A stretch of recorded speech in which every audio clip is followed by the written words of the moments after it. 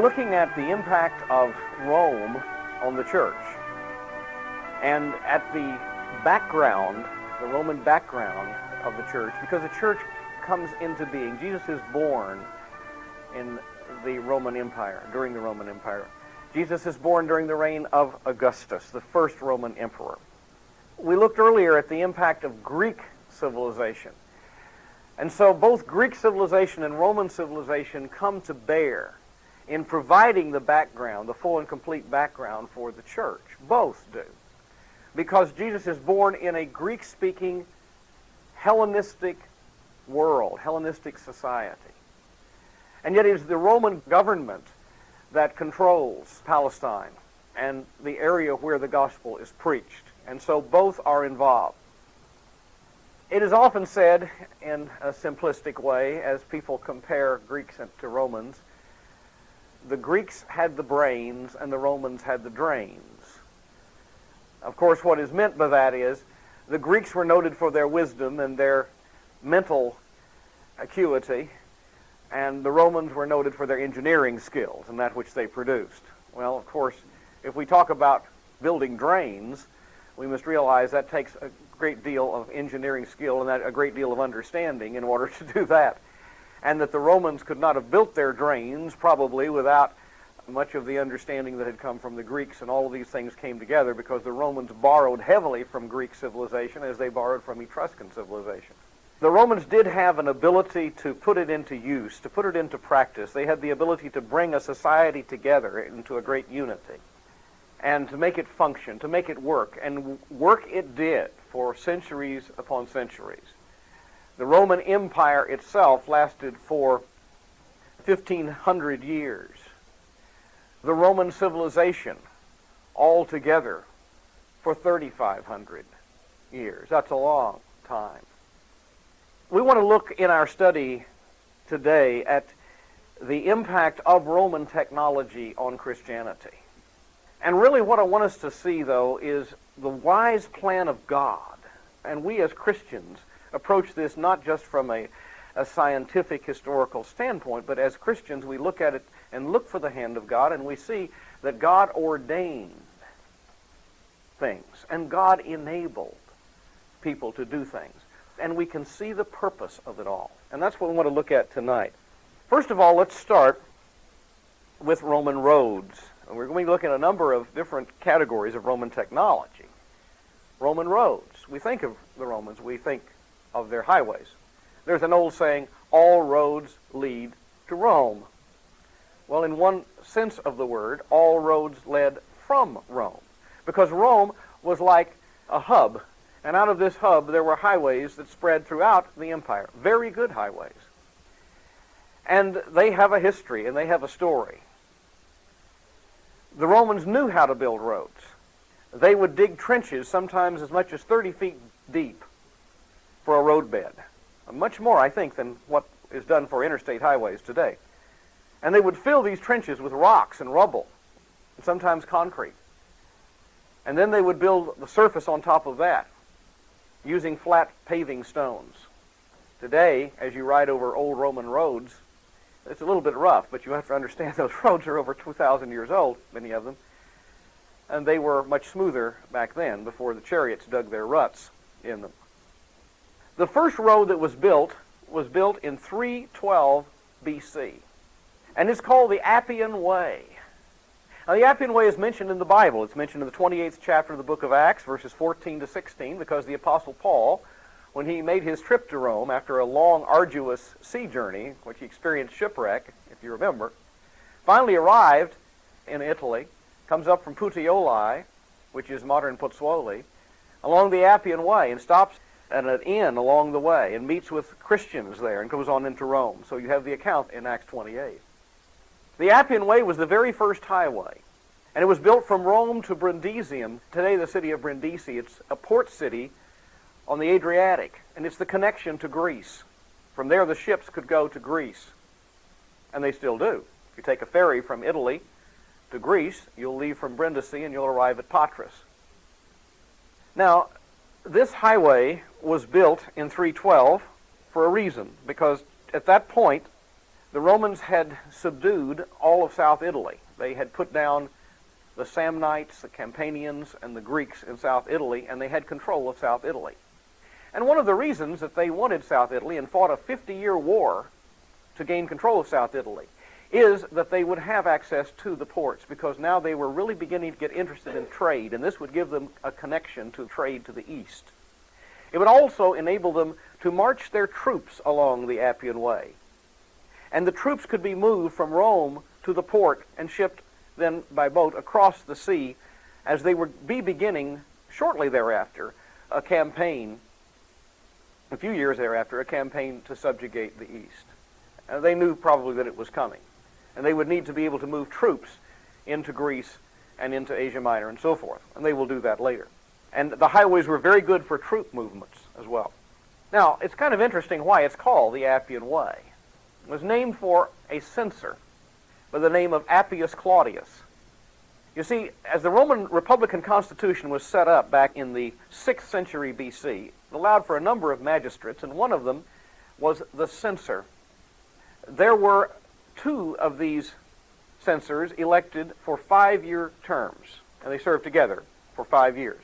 They had a responsibility of bringing the list of citizens up to date, that is, adding all the children that were born or the people who'd obtained citizenship, whether they bought citizenship or however that was granted citizenship, people who became new citizens. So they bring the citizenship rolls up to date and removed, of course, those who'd passed away, and even if there were those who had dishonored Rome and would be removed dishonorably, so to speak.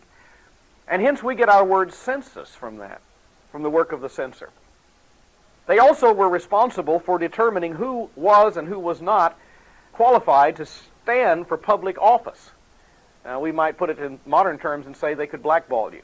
They would examine the character, the moral character, and remember the Romans were very moral, of people who might be eligible for public office.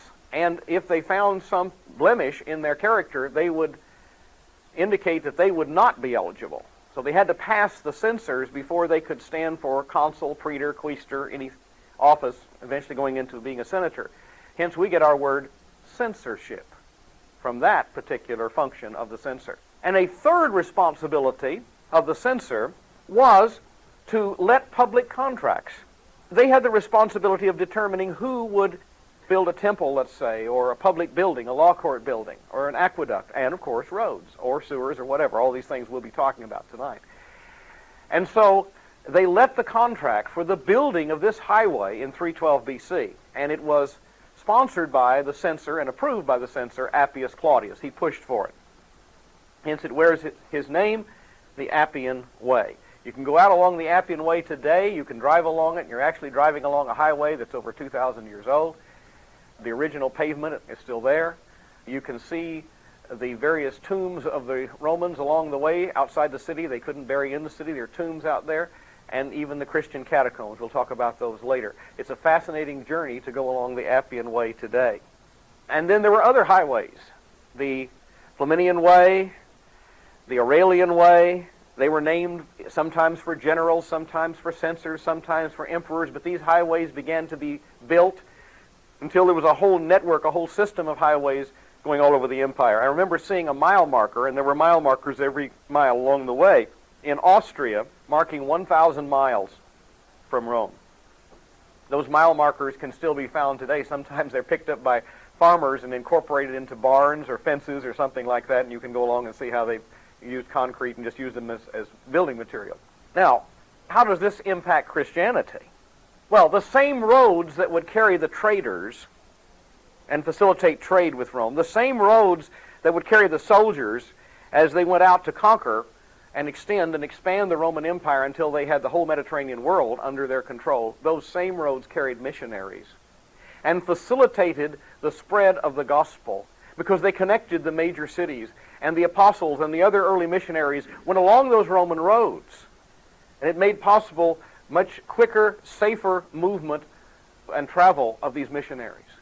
And I remember someone saying one time, think of the wisdom of God who ordained the building of these highways so that he could receive glory by the preaching of the gospel and the salvation of souls.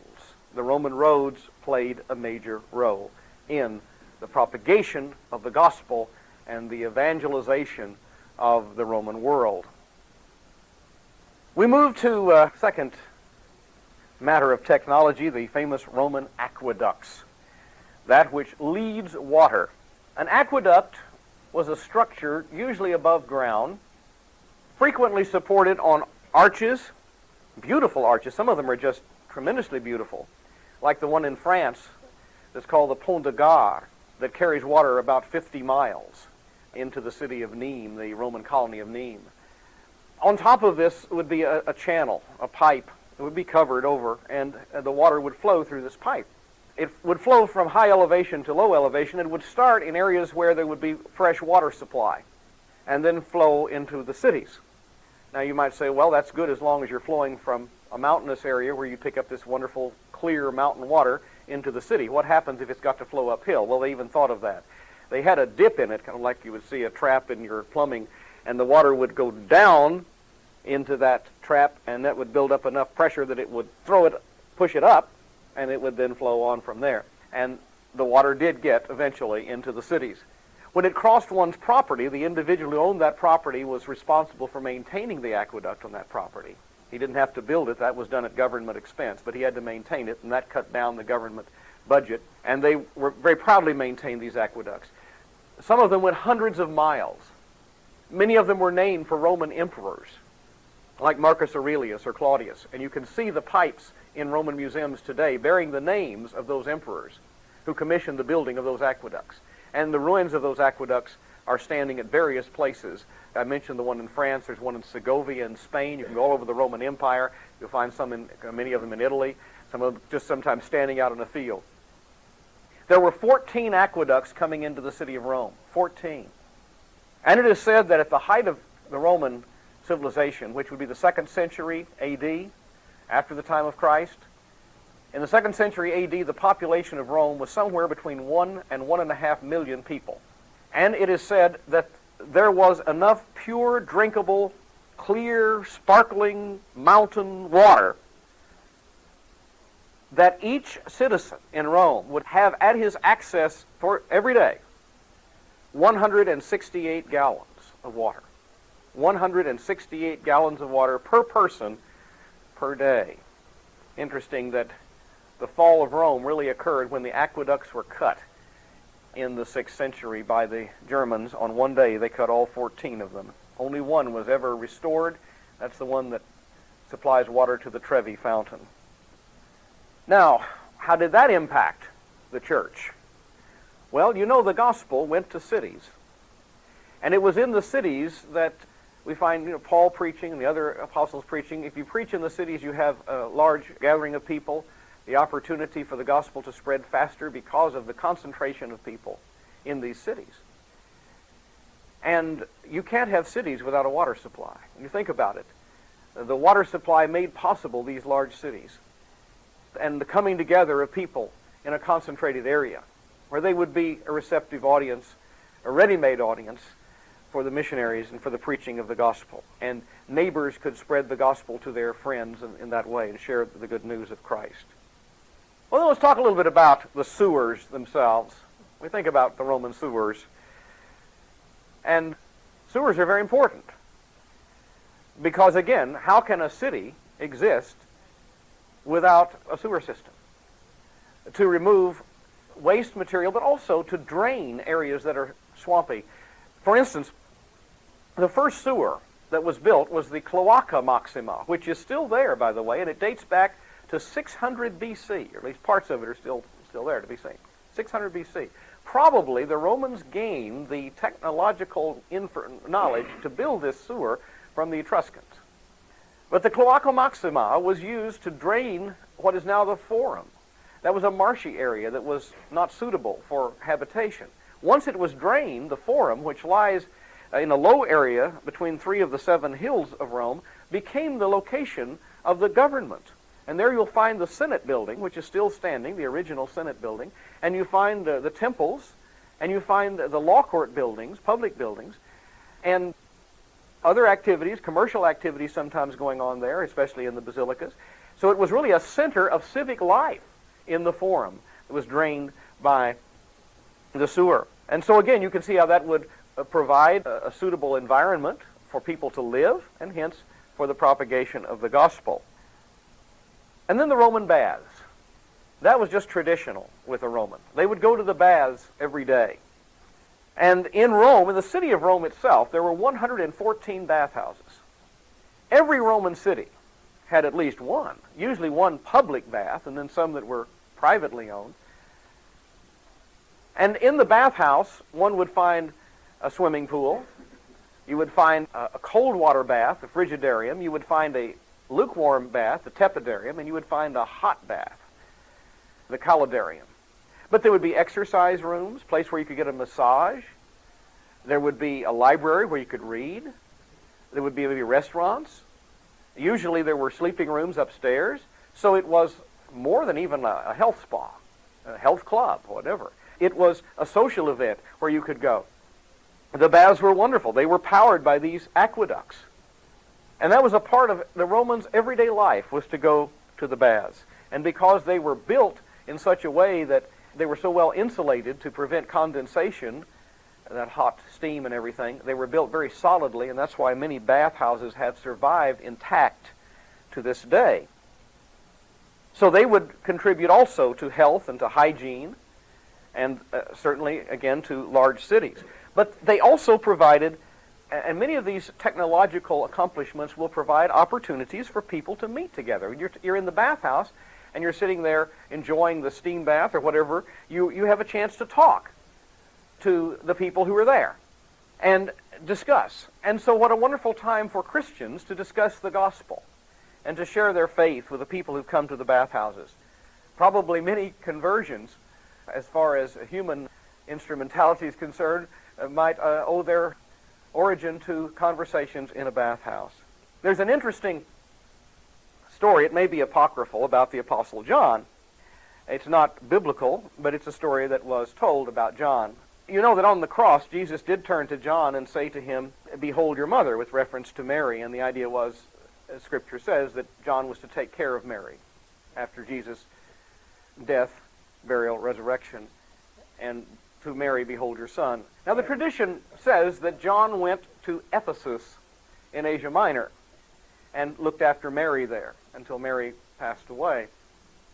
And that one day he'd gone into the bathhouse, perhaps the public baths at Ephesus, and there he encountered Cerinthus. Now Cerinthus was a Gnostic. He was a heretic. The Gnostics believe that you are saved by what you know, and of course they can tell you what you should know.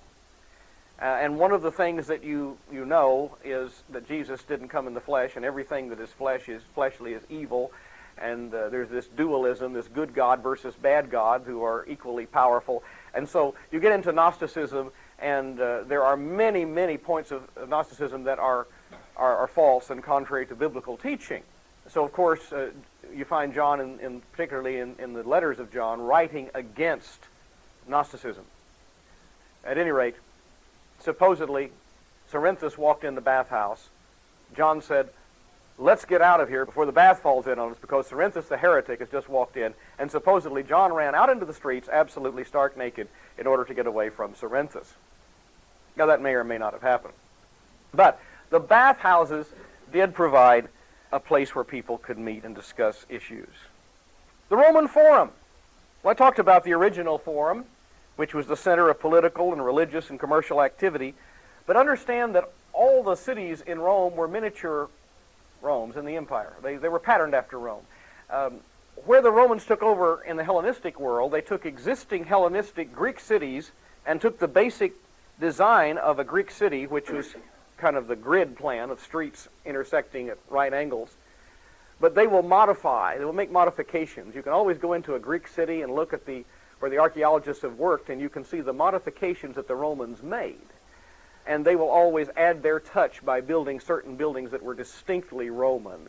And they will keep some of the Greek things that are there, some of the Greek characteristics. For instance, they will build forums in their cities. They will usually build enclosed theaters while keeping the Greek open-air theaters as well. But they modified the open-air theaters so they could have naval games, and they would take out the front row of seats that was down on the ground level and build this wall around where they could flood it. So they made some modifications, but they would always build a forum, which the Greeks really didn't have that concept of forum. And in these forums, then, which were open to the public, people could come and meet. Very frequently, Christians would use the forums in which to meet. Now, the Greeks had what they called a marketplace, an agora, and sometimes the Romans adapted the marketplace, but at other times they will build a separate forum, a Roman forum, in these cities. And then some cities were Roman from the beginning. And both the marketplace and the forum, or if they are incorporated into the same thing, were open to people to come and meet. And Christians often would meet there. And it was a place where they didn't have to pay, and it was out in the open, and the gospel could be preached. So that was something that really did facilitate the preaching of the gospel. What about Roman tombs? That's an interesting thing. Most of the tombs we find today are of course, for the pagans, not the Christians. The pagans built elaborate tombs, always outside the city. One could never be buried inside the city limit. It was just considered inappropriate. It wasn't allowed. You have to go outside the city for the tomb. The Romans also cremated the dead. That was a Roman custom. So what you find in the tombs would be, of course, the ashes. And there would be an image, a bust, the head of the departed one, or some sculpture on the tomb that would show a scene of the departed, or maybe the whole family in happy days when they were alive. Christians, however, did not believe in cremation.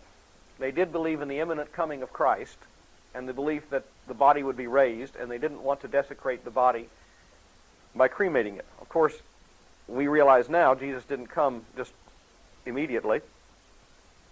And also, a little bit of thinking, one might understand that God would be quite capable of taking this piece of ash and raising up our glorified body out of that. He doesn't need to have the bones. And of course, the body would turn to dust pretty much anyway. So, at any rate, the Christian way of thinking has traditionally been, I will say it still is to a large degree, against cremation. You see some of it today, but traditionally Christians have shied away from cremation, and it goes back to the custom of the early church. And so we don't find Christians utilizing these tombs, but we do find Christians burying their dead outside the city, therefore in the proximity of these Roman tombs.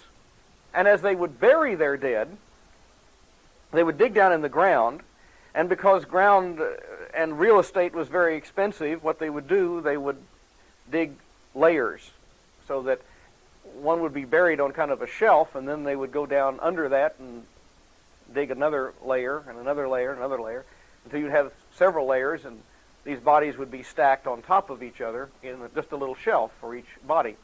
We call those, of course, the catacombs. And particularly in the city of Rome, all around Rome, there's just this honeycomb of these tunnels where dead were buried. And if you went down there, if you go down there today without a guide, you could probably get lost and spend the rest of your life wandering around the catacombs around the city of Rome and not finding a way out.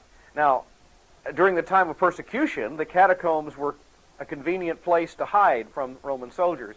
The Romans were afraid to go in there. They were superstitious. They didn't want to go in where there were dead bodies. And also, the Christians had ingenious ways of hiding the entrance. Maybe it would be underneath the floor of a hut or a little house or something, or out in the brush somewhere where it couldn't be seen, obviously. And so they were relatively safe underground. And there they could go, and sometimes even held worship services. Very interesting that if you go down in the catacombs, you find the earliest examples of Christian artwork on the walls of the catacombs. And then there were Roman law court buildings. They had a direct impact upon the early church. The Romans had a very highly developed legal system, even though their law was not put together in one law code until 533 AD. But they'll have many, many laws. They started early. The Law of the 12 Tables, back in the 5th century BC, was their first law code of any kind. And they will add to it. The Romans believed that every citizen should have full protection of the law, that he was always innocent until proven guilty. And So everything was done by a process of law. And of course there was criminal law, there was civil law, there was domestic law. Everything was handled by legal process. Well, of course that means a lot of judges and lawyers. Lawyers were plentiful then, as they are today. We find that was a profession that attracted many people. And lawyers then, as now, could go into public service. It was a prestigious position to be a lawyer. They were distinguished by their togas, the special togas, and they usually carried around their scrolls of the law. And so they built beautiful law court buildings where the practice of law could take place. There were several. We've got a courthouse today. In most places have a county courthouse or a federal courthouse or state court or whatever. But in large cities there might be a number of these law court buildings, these courthouses. Some of them bigger than others. They were called basilicas. And that's a Greek word. Basilica comes from the Greek word basileus, which means king. Now, Romans never had kings. Since the days of the Etruscans, they didn't. That reminded them of the tyrannical Etruscans. So once the Roman Republic was established, they have no more kings. But they still use the word basilica, which was the place where the king administered justice in the Greek system. And they imported that word over and applied it to their law court building. Now, law court buildings were large structures, usually, very large structures, and usually built on a certain pattern. Now, I should tell you that the Romans developed the concept of the vault, the dome, and the arch, which they got from the Etruscans, which can enclose a large amount of space. These law court buildings often would have domed roofs. Sometimes they didn't. They would have a curved area normally at the end, which was called the apse, a large central hallway called the nave, from the word for ship, and then columns on either sides and aisles along either sides where smaller transactions could take place, smaller meetings, and then big meetings in the nave. How did this impact Christianity? When the Christians finally were relieved from persecution in 311, all of their church buildings had been destroyed during the persecution, and they were free to build churches. For the most part, they didn't use the pagan temples because of the obvious connotation to the pagan religion, though once in a while they would remodel a pagan temple like the Parthenon on the Acropolis or the Temple of Concord in Akrigas into a church.